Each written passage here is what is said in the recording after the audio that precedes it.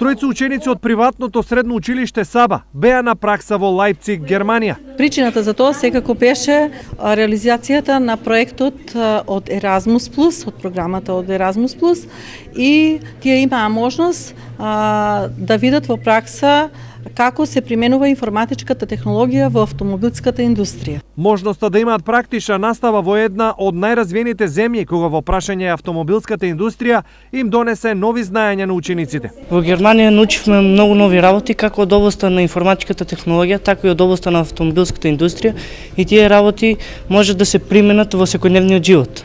Бевме во сервис за автомобили.